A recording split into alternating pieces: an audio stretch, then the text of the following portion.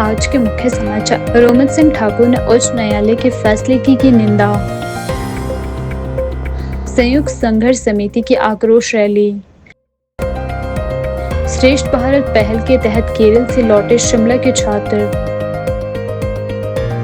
जुब्बल नावर कोटखाई में 2 सड़कों की सफल पासिंग। कार से बरामद की 6 किलो 40 ग्राम चरस। हिमाचल में सेब कारोबार में रिकॉर्ड 43% की वृद्धि। अनुसूचित जाति संगठनों का राज्य स्तरीय अधिवेशन संपन्न। महापौर ने दी ग्रीन दिवाली मनाने की अपील। अब समाचार विस्तार से। हिमाचल प्रदेश संयुक्त संघर्ष समिति हिमाचल प्रदेश के बैनर तले आज प्रदेश भर के पेंशनर्स और कर्मचारी संगठनों ने अपनी लंबित मांगों को लेकर शिमला में एक आक्रोश रैली निकाली। रैली में बड़ी संख्या में शामिल होकर पेंशनर्स ने राज्य सरकार के खिलाफ जोरदार विरोध प्रदर्शन किया और मांगों की अनदेखी पर नाराजगी जताई। रैली का नेतृत्व संयुक्त संघर्ष समिति के अतिरिक्त महासचिव भूपराम वर्मा ने किया। उन्होंने कहा कि सरकार बार बार ज्ञापन देने और शांतिपूर्ण अपीलों के बावजूद कर्मचारियों और पेंशनर्स की मांगों पर गंभीरता नहीं ले रही है, जिससे पूरे समुदाय में असंतोष है। कर्मचारियों ने सरकार को चेतावनी देते हुए कहा कि यदि सरकार ने जल्द मांगे नहीं मानी तो संघर्ष को और अधिक उग्र कर दिया जाएगा। उन्होंने कहा कि अब पेंशनर्स चुप बैठने वाले नहीं हैं, हम अपने अधिकारों के लिए सड़क से सदन तक संघर्ष करेंगे। संयुक्त संघर्ष समिति ने सरकार से शीघ्र वार्ता कर समाधान निकालने की अपील की है ताकि कर्मचारियों और पेंशनर्स को राहत मिल सके।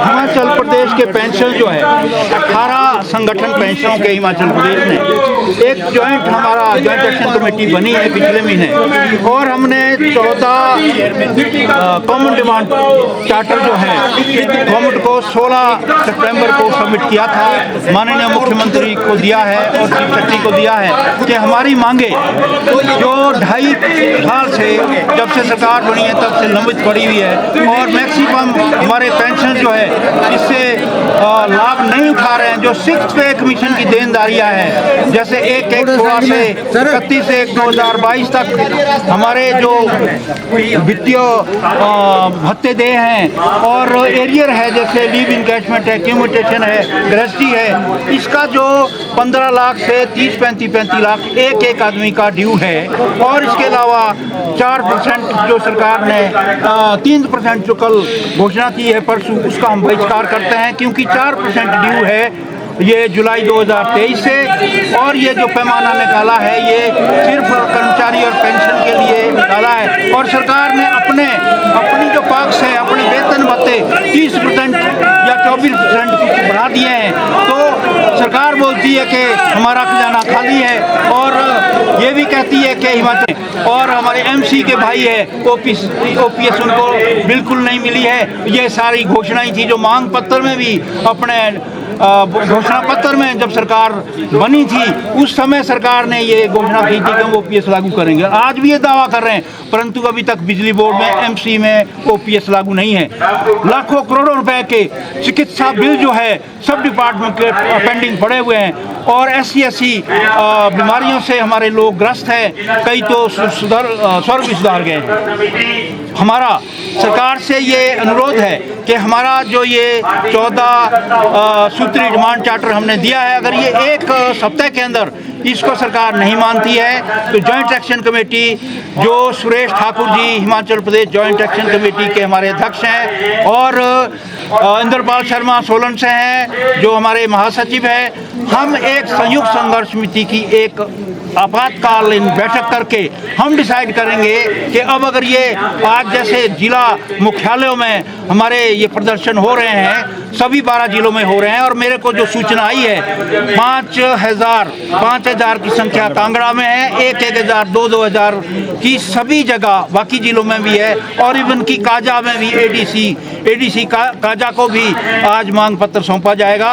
और अगर ये सरकार फिर भी सोई हुई रहती है और जागती नहीं है तो आने वाले दिनों में नवंबर के पहले वीक में हम पूरे हिमाचल प्रदेश में संघर्ष का बिगुल बजा देंगे और जिसमें हिमाचल प्रदेश सचिवालय का घेराव भी शामिल होगा और मुख्यमंत्री का भी घेराव होगा, मंत्रियों का भी घेराव करेंगे, एमएलए का भी करेंगे। वो इसलिए करेंगे कि अपने लिए तो रातों रात अपने विधानसभा में पास कर लेते हैं बिल और हमारे लिए वित्तीय संकट की कहानी बताते हैं। स्वर्ण मोर्चा के संस्थापक एवं अध्यक्ष रोमित सिंह ठाकुर ने हिमाचल प्रदेश उच्च न्यायालय के उस फैसले की तीखी निंदा की जिसमें SC/ST कानून में अग्रिम जमानत के प्रावधान को समाप्त करने से स्वर्ण समाज को नुकसान पहुंचने का आरोप लगाया गया है। रोमित सिंह ठाकुर ने कहा कि यह निर्णय हिमाचल में रहने वाले स्वर्ण समाज के लिए निंदनीय और दुखद है और इससे निर्दोष लोगों को झूठे मुकदमों का खतरा बढ़ जाएगा। रोमित सिंह ठाकुर ने स्वर्ण आयोग की मांग दोहराते हुए कहा कि यह आयोग नहीं मिलने का दोष भी भाजपा कांग्रेस के कुछ प्रतिनिधियों पर है।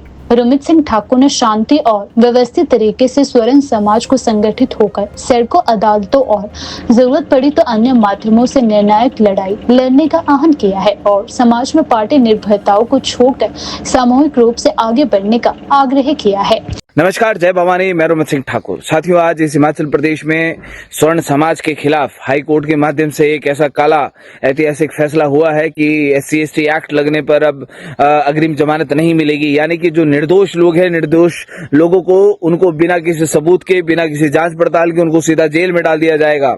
और भाजपा कांग्रेस की गुलामी करने वाले हमारे स्वर्ण समाज के लोग तालियां बजाएंगे। और जिन लोगों ने हमारे स्वर्ण समाज के लोगों के साथ अपनी दुश्मनी निकालनी है वो तो आज खीर पूड़े बांट रहे होंगे, आज वो लड्डू बांट रहे होंगे। ये देश हमारे राजपूत समाज या ब्राह्मण समाज या स्वर्ण समाज के बलिदानों से बना हुआ देश है। ये लोकतंत्र हमारे बलिदान से बना हुआ लोकतंत्र है। लेकिन आज देखिए, आज ये क्या दिन है कि आज हमारे लोगों के खिलाफ एक फैसला हाई कोर्ट के माध्यम से आया। वो माननीय न्यायालय है, वो कुछ भी फैसला दे सकते हैं। वो कहते हैं कि कानून अंधा होता है, लेकिन इतना अंधा होता है कि किसी भी सड़क पे चलते फिरते व्यक्ति की शिकायत करने के उपरांत आप एक वर्ग के व्यक्ति को आप जमानत भी दोगे, उसकी जांच पड़ताल भी नहीं कराओगे, उसको सीधा जेल में डाल दोगे।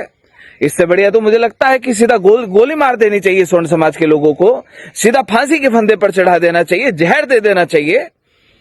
कि क्या ये देश हमारा नहीं है? क्या इस देश का संविधान हमारा नहीं? क्या इस देश के संविधान में हमारे लिए कोई अधिकार नहीं है? मैं रोमित सिंह ठाकुर में आप लोगों से निवेदन करना चाहता हूं कि इस निर्णायक लड़ाई को इस हिमाचल प्रदेश में लड़ना पड़ेगा, पूरी ताकत के साथ लड़ना पड़ेगा। मैं तैयार हूं।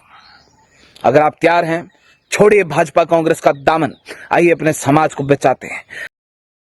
भारत सरकार ने एक भारत श्रेष्ठ भारत पहल के तहत केरल के शैक्षणिक व सांस्कृतिक दौरे पर गए शिमला जिले के 26 छात्र छात्राओं का दल आज शिमला लौट आया। इस दल में 19 बालिकाएं और 7 बालक शामिल थे।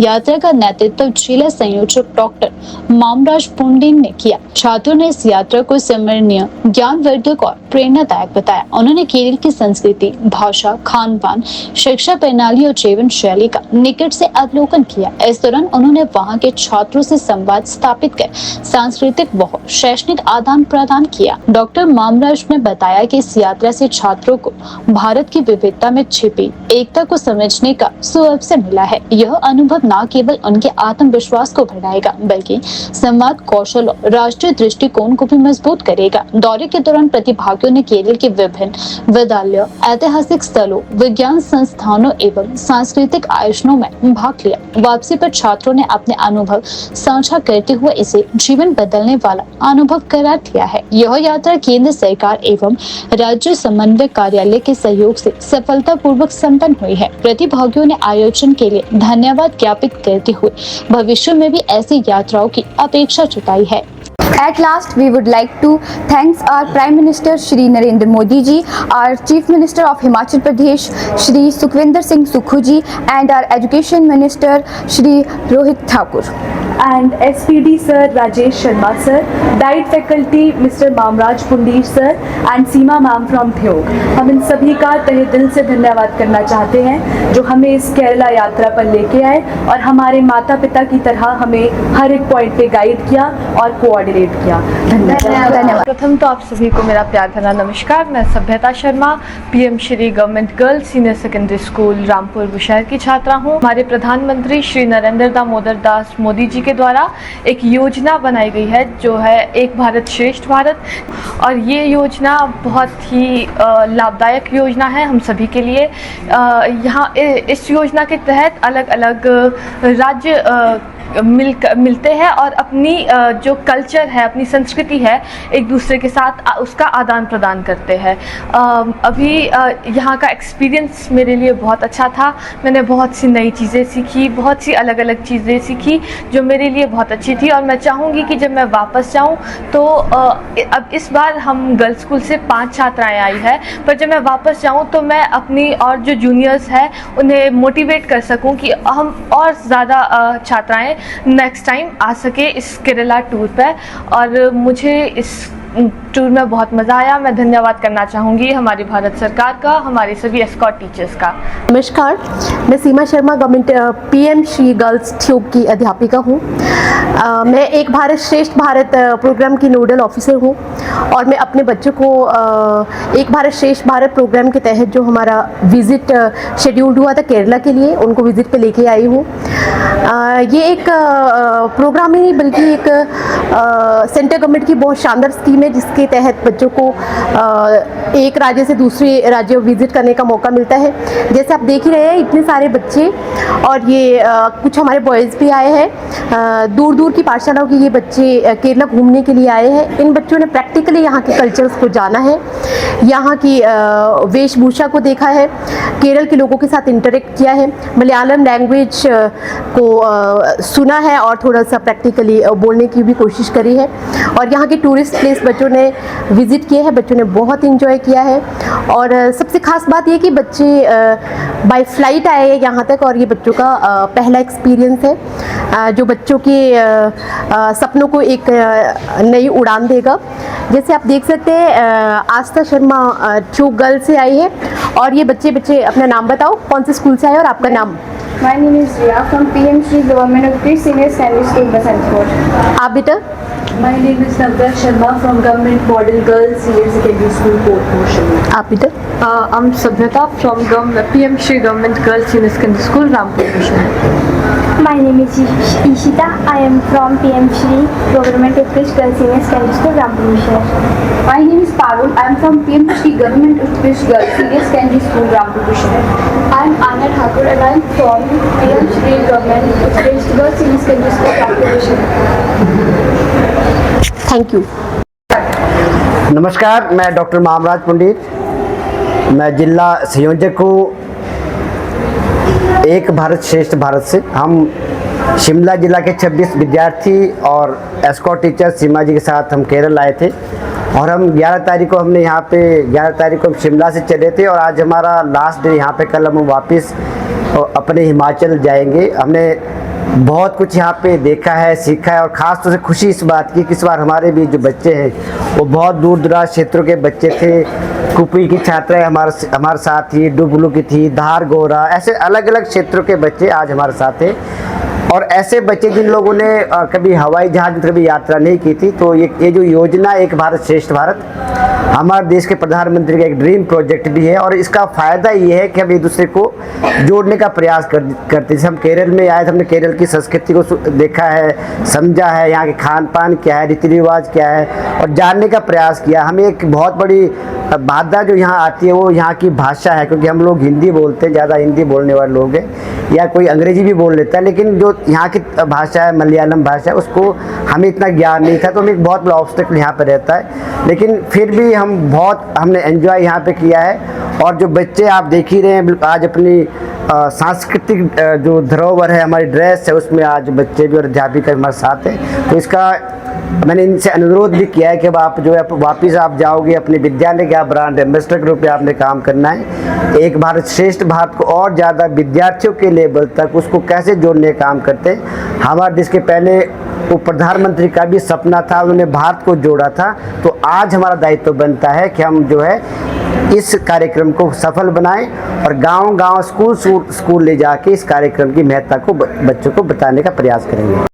हिमाचल प्रदेश के कंडवाल क्षेत्र में पुलिस ने नाकाबंदी और वाहनों की जांच के दौरान बड़ी मात्रा में चरस की बड़ी खेप पकड़ी है। पुलिस ने एक कार से 6 किलो 44 ग्राम चरस बरामद करते हुए 3 आरोपियों को मौके से ही गिरफ्तार कर लिया है। पकड़े गए आरोपियों की पहचान अन्नू कुमार, सुरेश कुमार और रामलाल मंडी के रूप में हुई है। पुलिस ने कार और चरस को कब्जे में लेकर एनडीपीएस एक्ट के तहत मामला दर्ज कर कार्यवाही भी शुरू कर दी है। मामले की पुष्टि करते हुए एसपी नूरपुर अशोक रतन ने बताया कि पुलिस यह जांच कर रही है कि आरोपी इतनी बड़ी मात्रा में चरस कहां से लेकर आए थे और इसे बेचने की क्या योजना थी। एसपी अशोक रतन ने बताया कि वर्ष 2025 के दौरान जिला नूरपुर पुलिस द्वारा चलाए जा रहे नशा विरोधी अभियान के तहत अब तक एनडीपीएस एक्ट के तहत 74 मामले दर्ज किए जा चुके हैं। इसके साथ ही पुलिस ने आर्थिक जांच के दौरान नशे के कारोबार में शामिल आरोपियों की लगभग 44.68 करोड़ रुपए की चल अचल संपत्ति को भी जब्त किया है। पुलिस अभियान के तहत अब तक 122 आरोपियों को गिरफ्तार किया गया है, जिनमें 112 पुरुष और 20 महिलाएं शामिल है। यह आंकड़ा दिखाता है कि नशे के कारोबार में महिलाएं भी सक्रिय रूप से संलिप्त पाई जा रही है, जो चिंता का विषय है। नूरपुर पुलिस का यह अभियान लगातार जारी है और प्रशासन का कहना है कि नशा तस्करों को किसी भी हाल में बख्शा नहीं जाएगा। पुलिस आम जनता से अपील कर रही है कि यदि उन्हें किसी प्रकार के नशीले पदार्थों की गतिविधियों की जानकारी मिले तो वे तुरंत पुलिस को सूचित करें। यह कार्यवाही हिमाचल में नशे के खिलाफ चल रही लड़ाई को मजबूती देती है और एक सख्त संदेश भी देती है कि इस जहर के कारोबार को किसी भी कीमत पर बर्दाश्त नहीं किया जाएगा। जुब्बल नावल कोटखाई विधानसभा क्षेत्र में विकास कार्यों को गति देते हुए आज 2 महत्वपूर्ण संपर्क सड़कों की सफल पासिंग की गई। यह उपलब्धि हिमाचल प्रदेश सरकार में शिक्षा मंत्री रोहित ठाकुर के निरंतर प्रयासों का परिणाम है। इन सड़कों की पासिंग से संबंधित पंचायतों की हजारों की आबादी को आवागमन में राहत मिलेगी और क्षेत्र विकास को भी बल मिलेगा। पराली और शैली पंचायत के स्थानीय नागरिकों एवं लाभार्थियों ने इस विकास कार्य के लिए माननीय रोहित ठाकुर का हृदय से धन्यवाद किया है। लोगों ने कहा कि लंबे समय से यह सड़कें अब क्षेत्र को जोड़ने और आर्थिक गतिविधियों को बढ़ावा देने में अहम भूमिका निभाएगी। स्थानीय प्रशासन ने बताया कि अब इन सड़कों पर जल्द निर्माण कार्य शुरू होगा, जिससे स्थानीय लोगों को स्थायी लाभ मिलेगा। यह पहल क्षेत्र में सरकार के विकास के प्रति प्रतिबद्धता को दर्शाती है और शिक्षा मंत्री द्वारा अपने क्षेत्र की आधारभूत सुविधाओं को मजबूत करने की दिशा में भी किया गया एक प्रभावी कदम माना जा रहा है।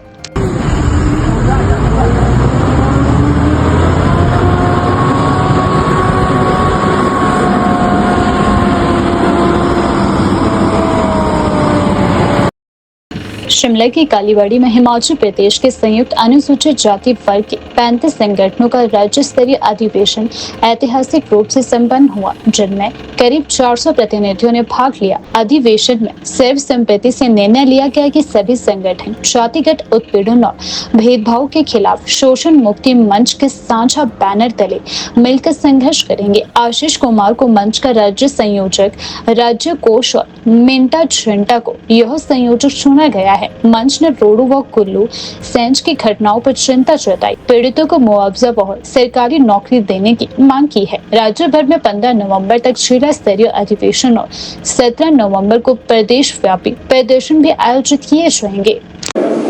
सर, मेरा नाम जगत राम, मैं दलित शोषण मुक्ति का मंच का राज्य संयोजक हूँ। सभी दलित संगठन ने मिलकर जातीय उत्पीड़न और दलित अधिकारों के लिए जो आज यहाँ पर कालीबाड़ी के अंदर एक अधिवेशन रखा है। इस अधिवेशन का जो मुख्य जो काम है कि जो लगातार हिमाचल प्रदेश के अंदर दलितों के साथ जातीय भेदभाव और उनका उत्पीड़न जो लगातार हो रहा है, उनके साथ सामाजिक भेदभाव हो रहा है, उसके खिलाफ आज हमें सारे दलित संगठन हिमाचल प्रदेश के मिलकर यहाँ अधिवेशन कर रहे हैं। अभी जैसे आपने देखा हाल ही में जो रोडू की एक घटना हुई है, जिस घटना ने पूरे हिमाचल प्रदेश को ही नहीं पूरे देश को शर्मसार किया है कि एक 12 साल का बच्चा जो किसी के घर में दुकान में सामान लेने के लिए गया और वो घर में नहीं दुकान में नहीं थे, तो उनको वो घर में बुलाने के लिए गया, तो उसकी जो घर के मालिक थे उन्होंने महिला ने उसकी पिटाई की, फिर गौशाला में बंद किया और फिर उसके चाचा को फ़ोन करके ये कहा कि आपके बेटे ने हमारा घर छू लिया, अब शुद्धि के लिए आप बकरा दो। और वो इतना उत्पीड़ित हो गया कि उसको आत्महत्या के लिए उसने अपने आप को मजबूर कर लिया और आत्महत्या उसने कर ली है। ऐसा ही घटनाएं प्रदेश के अंदर, चाहे वो कुल्लू सैंज की है, चाहे वो कुल्लू दशहरा मेला की है, जहां पर तहसीलदार के साथ ऐसी घटना घटी है। तो उन सारी चीज़ों को लेकर आज पूरे दलित समाज यहाँ कालीबाड़ी के अंदर एकत्रित हो रहा है और इस जातीय उत्पीड़न के खिलाफ, और जो हमारे को संविधान में अधिकार मिले हैं कि समानता का अधिकार है, तो उसके लिए हम सारे मिलकर इकट्ठे होकर ये जो जातीय उत्पीड़न है, भेदभाव है, उसकी लड़ाई की जो आज रूपरेखा है उसको यहाँ पर हम तय करेंगे। और ये जो लगातार समाज में जो मौजूदा केंद्र की सरकार भी है, वो लगातार जो है जो मनुवादी सोच है उसको आगे लाने के लिए और संविधान को बदलने के लिए पूरा जो प्रयास कर रही है, तो उसके खिलाफ ही हमारा जो दलित जितने भी संगठन हैं वो एकजुट होकर संविधान की रक्षा के लिए और जो मनुवादी जो सोच और विचार है उसके खिलाफ जो है हम कोई ना कोई आंदोलन की जो आगे की रूपरेखा है उसको हम यहाँ पर तय करेंगे।